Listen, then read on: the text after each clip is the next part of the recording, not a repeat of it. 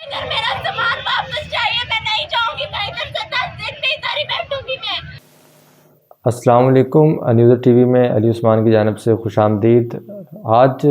جس ویڈیو میں بات کر رہے ہیں وہ ایک خاتون ہے، وہ ہم دیکھ رہے ہیں کہ چیخ و پکار کر رہی ہے کہ اسے اس کے کپڑے واپس چاہیے، اسے اس کا سامان واپس چاہیے۔ جب تک اس کا سامان نہیں ملے گا وہ واپس نہیں جائے گی۔ یہ ویڈیو دیکھیے، پھر آپ کو اندازہ ہوگا کہ اس خاتون کی غم کی شدت جو ہے وہ کتنی ہے۔ اگر میرا سامان واپس چاہیے میں نہیں جاؤں گی، میں ادھر سے 10 دن بھی ادھر ہی بیٹھوں گی میں دن رات ادھر ایسے ہی بیٹھی رہوں گی۔ مجھے میرا پولیس سے سامان واپس چاہیے، مجھے ادھر چاہیے سامان۔ میرا سامان اٹھا کر لے کے گیا، کس جرم میں لے کر گیا میرا سامان؟ مجھے میرا سامان چاہیے۔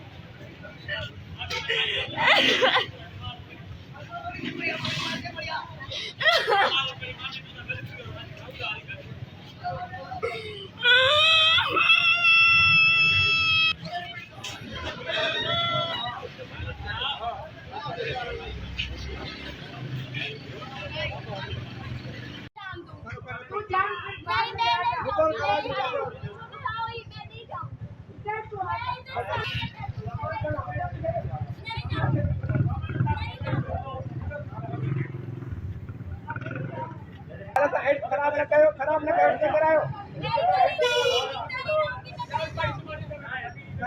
گاڑی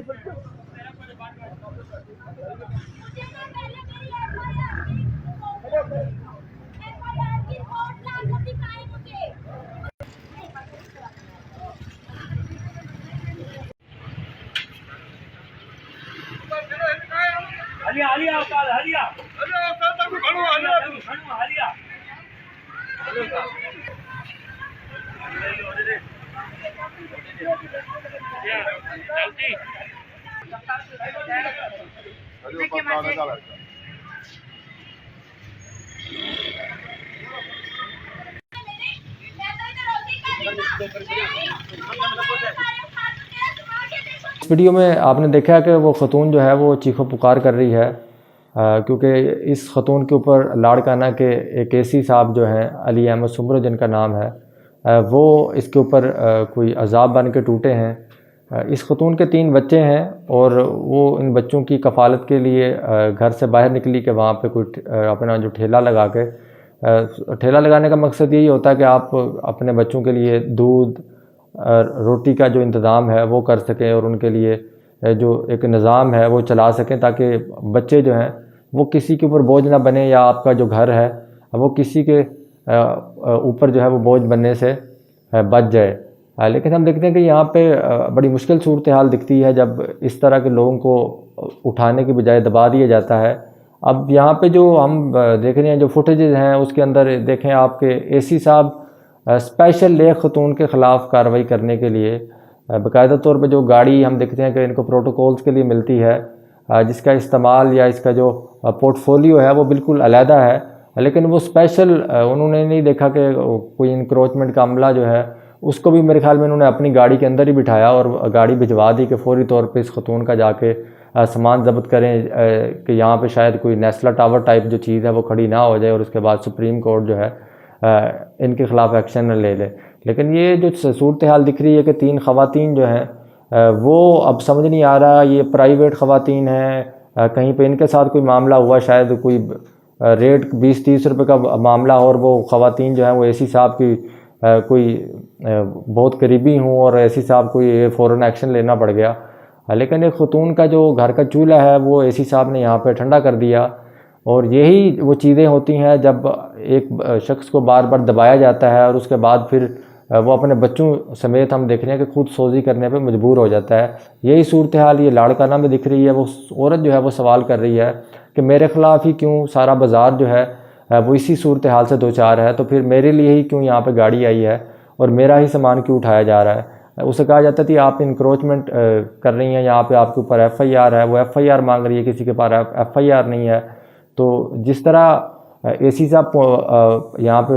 اپنے عملے کے ساتھ پہنچے ہوئے ہیں اور 3 خواتین جو ہیں ان کا کردار یہاں پہ بڑا مشکوک ہے کہ وہ کس